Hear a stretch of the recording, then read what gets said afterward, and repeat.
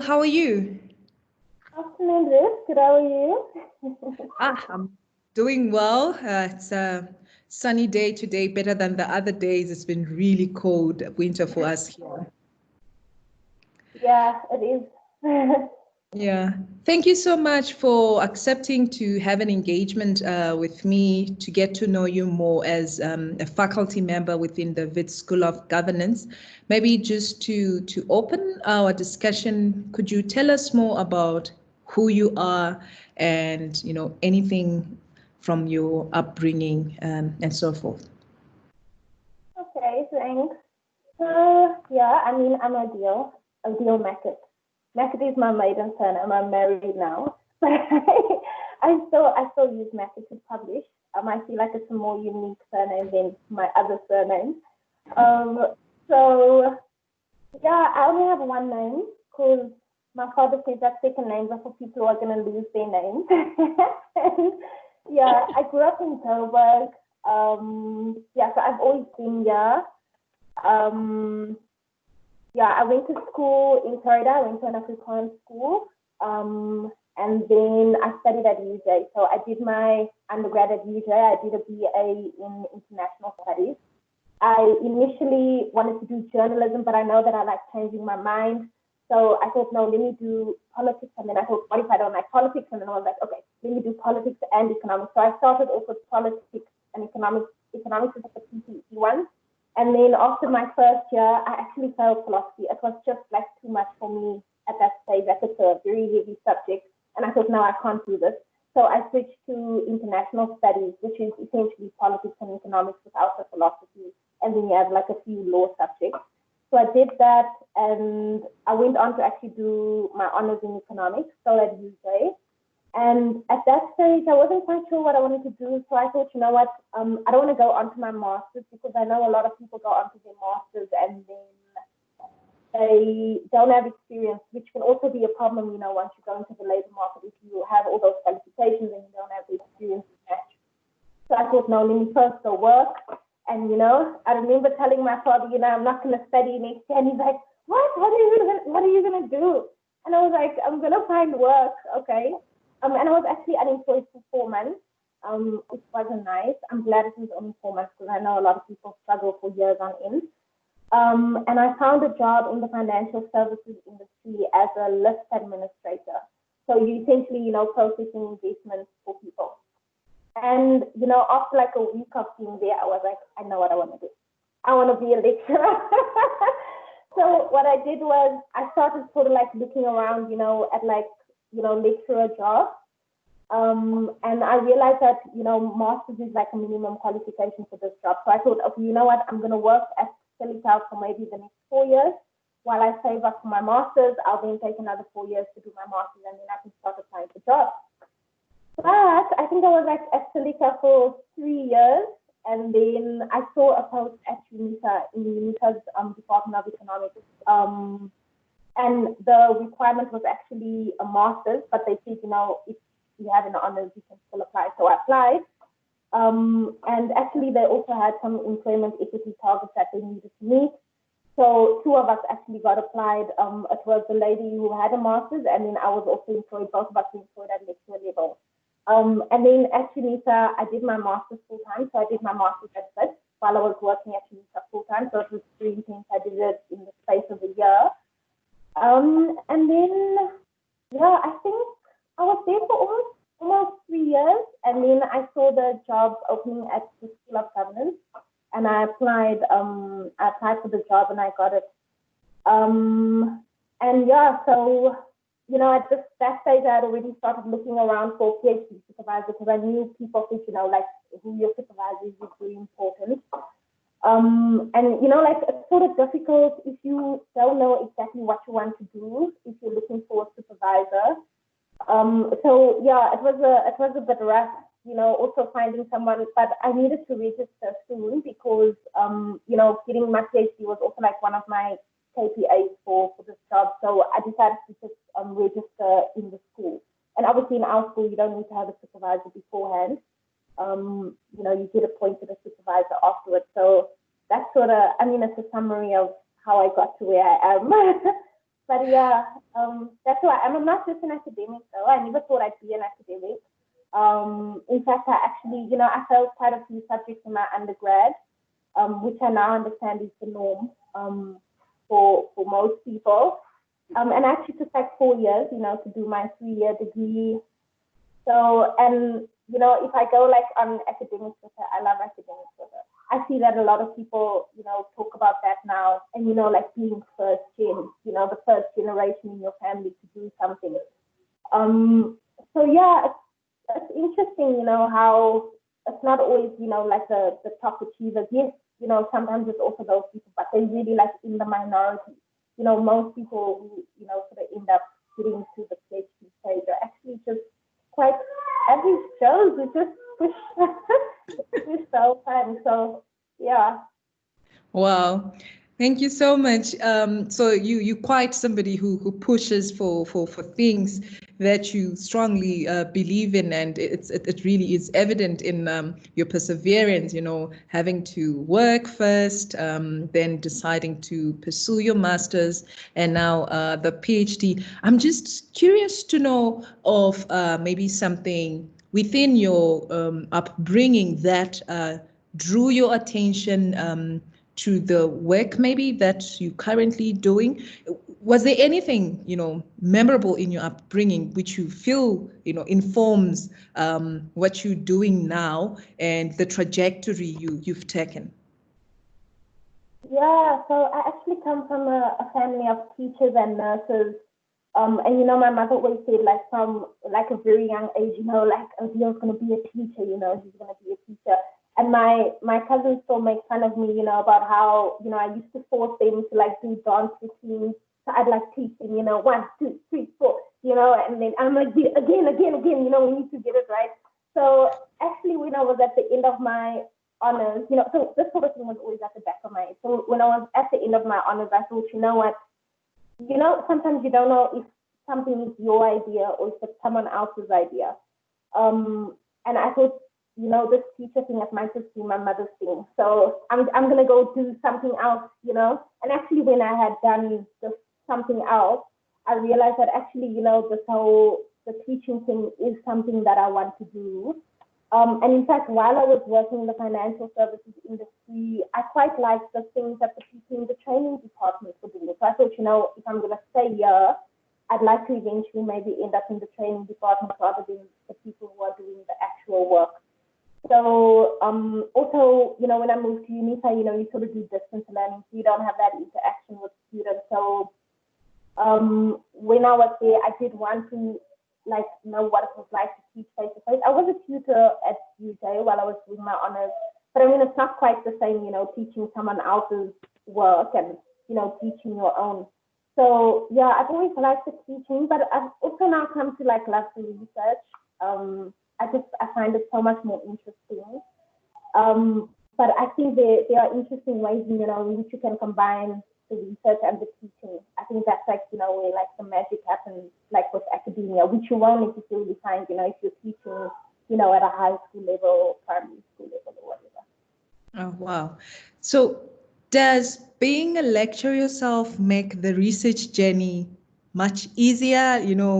You've got the ins on, teaching and, conducting research, but then you also the person behind your own projects that you have to do to be assessed by other people. How has, your own career demands and your study demands been blended together in the journey that you're walking in your PhD studies? Yeah, I think that's a difficult question, but I think at the beginning, when you first start teaching, you sort of teach what's there, because obviously you don't want to come into a place and deviate extremely from what is already in existence. So I think, and also as a new lecturer, as a new researcher, you're not as confident in your area. Sometimes you also don't have that reassurance yet that your area is actually an important area. So, you sort of keep the two separate. You're teaching what is there, and your research, you're still trying to figure it out. So, we don't mix those two. But then, like as you go, you start reading more and you start seeing the linkages between things. So like now what I can do is, I can, for example, so I teach economics. So even though my PhD project is about a very specific area in economics, and the course that I teach is economics more broadly, I can bring my research into certain sections within the broader course because that is absolutely allowed, right? And I take this even from, I know in like the design of master's courses and stuff in some universities, you'll find that, for example, the research methods modules are very much sort of geared towards the research methodology that the people who teach use in their own research. So, for example, the master's that I did, which was in SEV, is an MCOM, yet we didn't do any quant module on it. The research methods module was on qual. And that's because the people who taught on those modules do qual research in economics. So, I mean, we did complain about it, but at the end of the day, those who wanted to do a quantitative research project were accommodated. And in that way, you also sort of learn that, you're going to learn what you want to learn as the student. And so you can also teach what you want to teach as the lecturer. And if students want to learn outside of what you are providing, they're welcome to access additional resources or whatever, and you can guide them to other people who also have expertise. You also don't need to know everything about everything.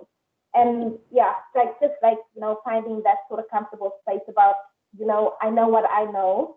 You may want to know more than what I know, and that's okay. But this is me. This is my area here. Yeah. Okay. So yeah, in that way, I sort of think. How did you settle for your research project, the work that you're now doing, and maybe tell us more about the process of identifying your research area? And I know there's often this commotion around a topic versus a question, and you sometimes hear people tell about their topic, and others will be wanting to know about the question. But maybe if you can let us know more about the process for you to identifying your title, as well as the problem that you are dealing with, in fact, in your project. How was it for you? Oh yeah, so I sort of had a long journey to get to where I am now. So sort of economics is like a weird subject.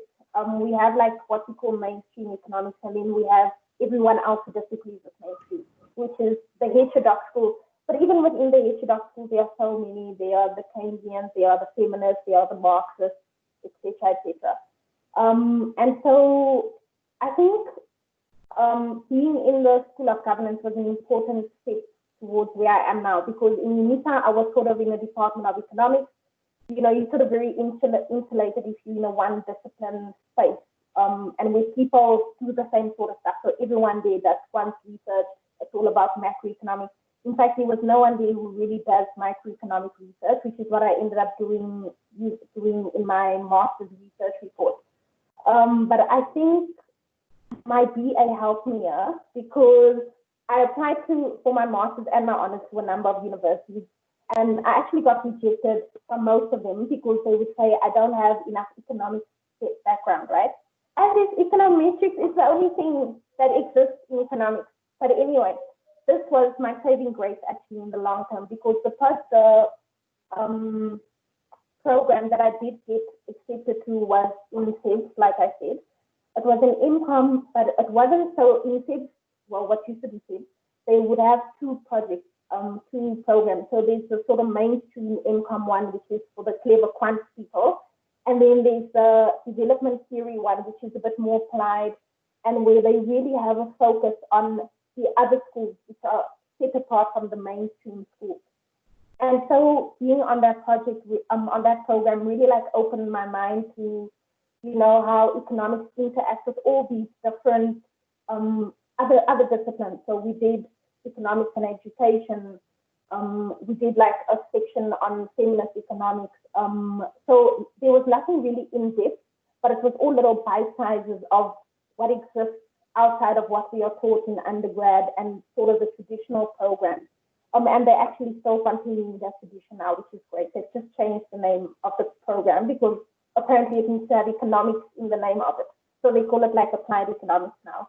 So there's that first step. And then the second step is coming into the School of Governance, where you have people like from all sorts of different disciplines. And then you're like, okay, so there are like a million ways to look at this one issue, you know, and we are not the only people who are concerned about this issue as economists. So that was really nice. And so what I did was in my master's report was about gender in the labor market. It was a quant project. But also what I liked about coming into the School of Governance was, you know, sort of like finding the thing that interests you. I think a lot of people are told that, you know, you need to keep some distance between you and the research project. That's like the worst advice anyone can get, in my opinion, because I feel like, you know, not having something you are interested in is what really catches you when times get tough, right? If you care about something, you're going to push through it. And if you have a good supervisor, they can take that thing that you care about and help you craft it into something that is useful to other people as well. So, you know, sort of finding that balance. And so, you know, as a child, I was always a little bit problematic. So my mother never taught me to cook because I would always be like, why aren't you teaching my brother as well? You know, or like when people come visit and I need to make tea and I'll be like, you know, there are other hands here as well. So it was actually only recently that I started thinking back to those times, you know, and I was like, oh my goodness, I was always this feminist, problematic feminist person. And so, you know, I've always been questioning these things about, you know, what women are supposed to do and why do we do it? Why do we have to make it? Why do we have to be the people to do the dishes?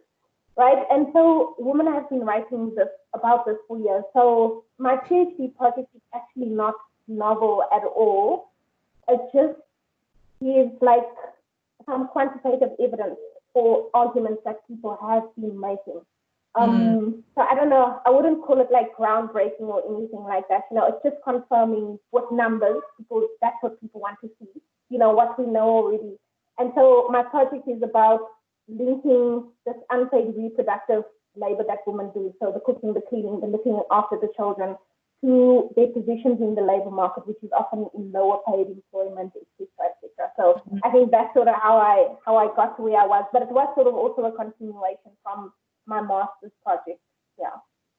Wow.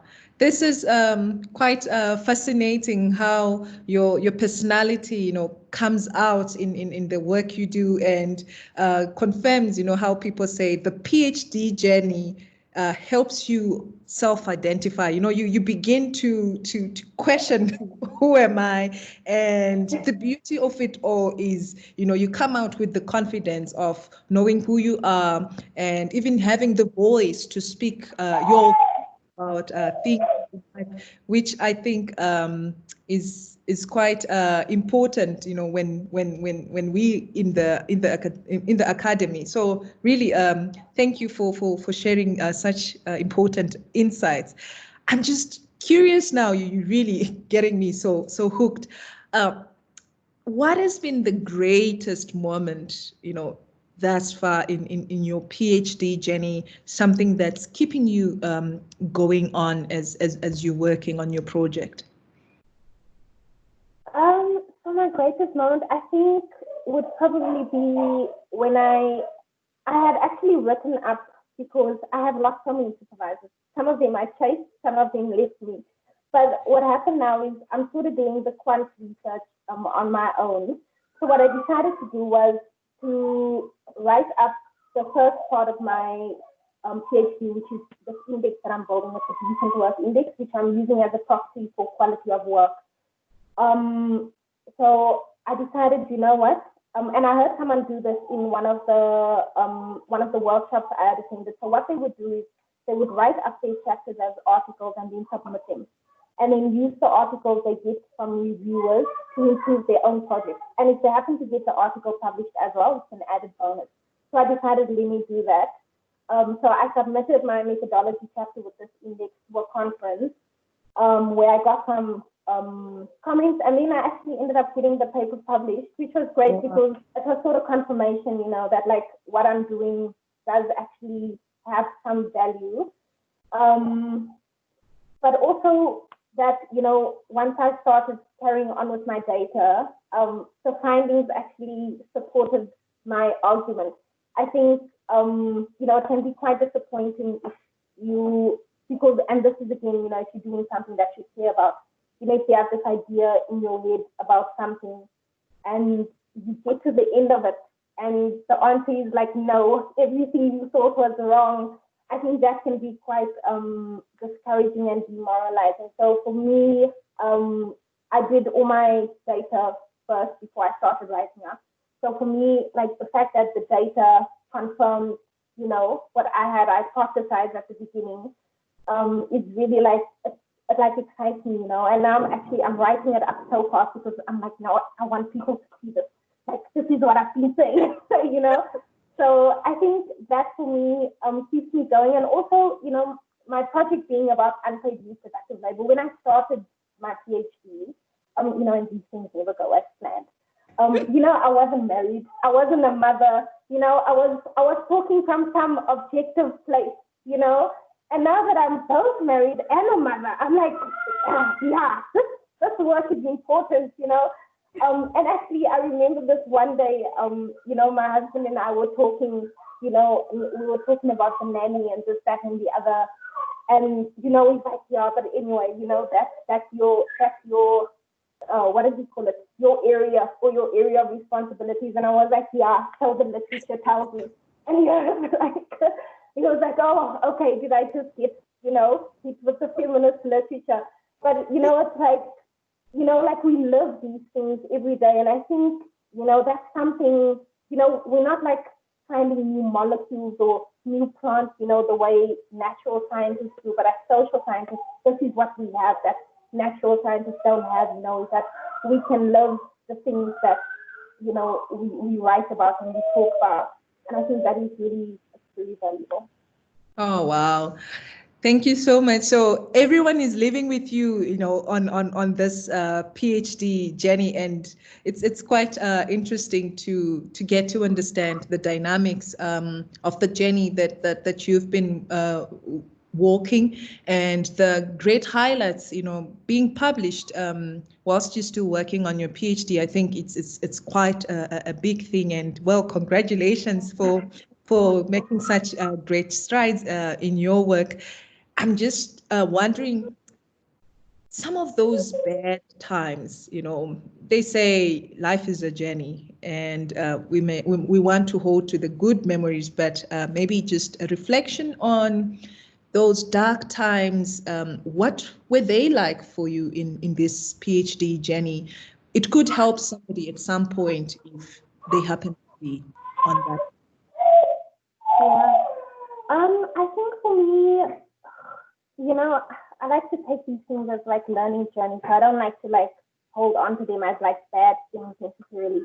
But for me, like, the like just the switching of the many supervisors. And again, if you go to academic Twitter, I would encourage everyone to use Twitter, like people like share a lot of valuable insights on there. One of the things that a lot of PhD students on there complain about is, the supervisor, the relationship with the supervisor. The supervisor submitted the thing, they didn't put my name on it, or the supervisor is expecting me to do this or that or the other. And so I also had my own, version of events.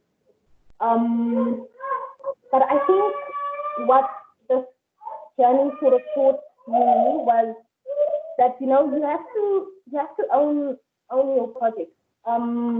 But also you have to be in grade one. So you need to like find a balance between the two. My mother always says be in grade one, be humble, know nothing, essentially.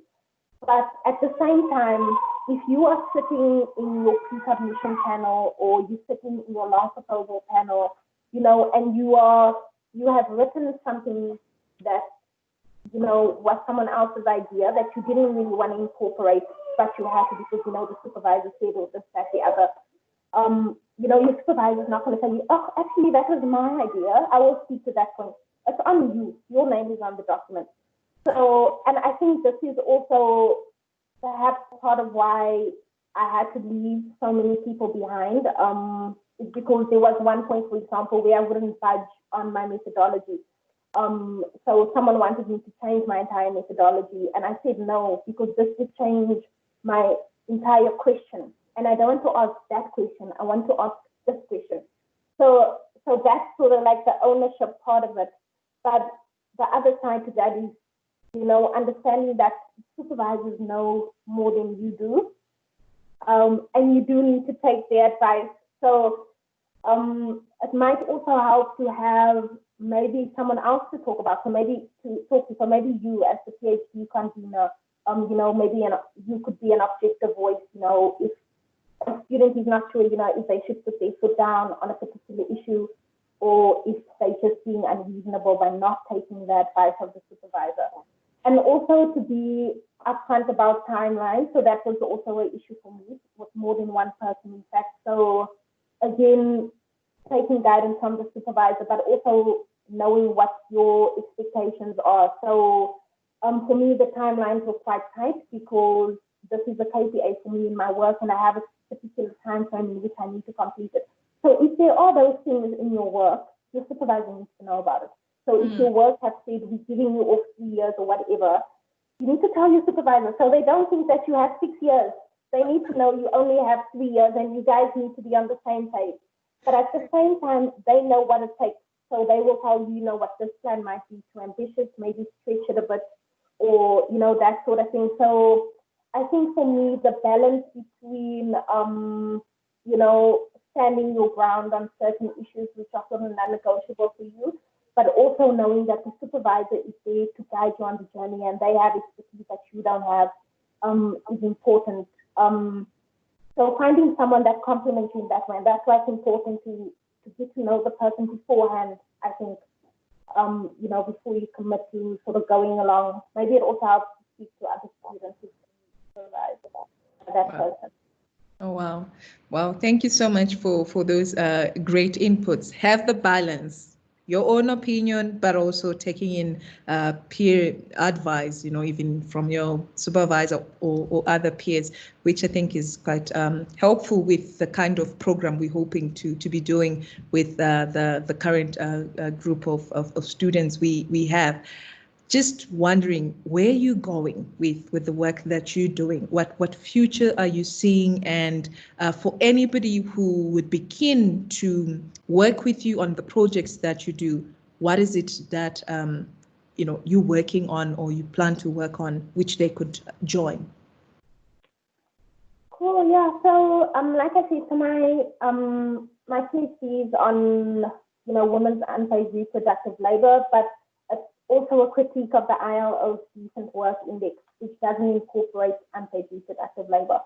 So obviously the first part of my PhD was solving this index, and then the second part is now relating that index to time spent on unpaid reproductive labor. So I use labor force surveys, time use surveys.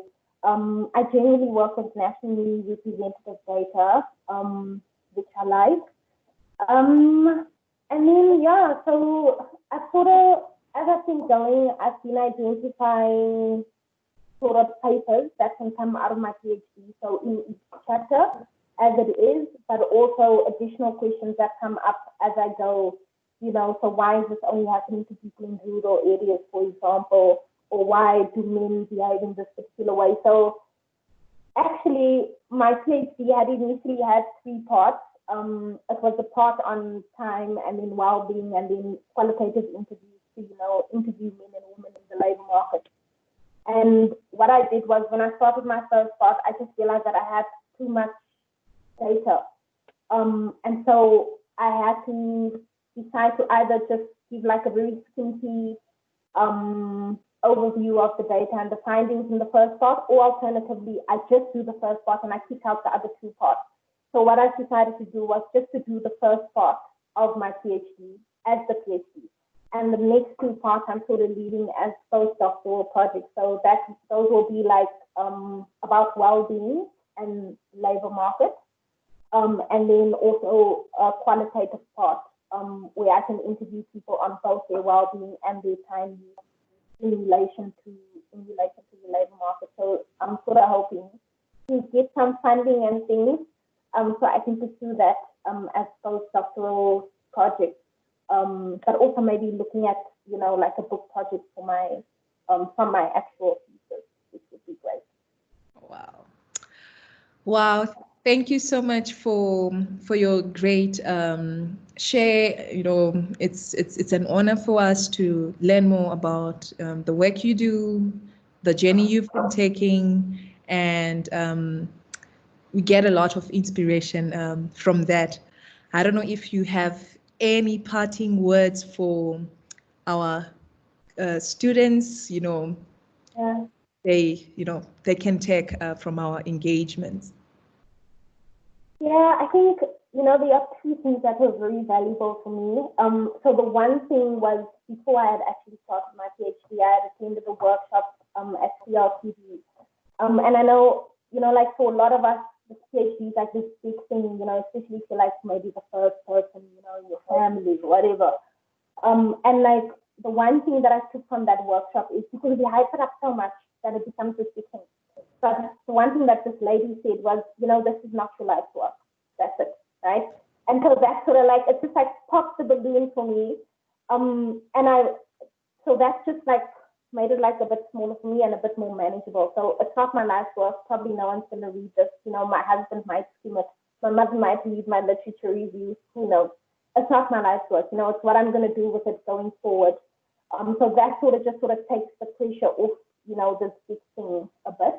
But the second thing was, and that was now towards the end of my PhD, that really like just got me going, and I'm sure a lot of people have heard this, is that, you know, the best PhD is a finished PhD. So yeah, don't, you know, fuss too much about this, that, the other.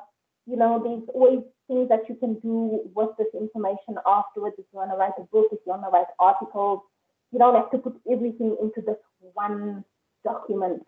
There's opportunities to do other things as well. This is just an exam, pass it, so you can get the qualification, and then you can build, you know, you can build on what you've done here. So yeah, not your life work, and the best PhD is a finished PhD.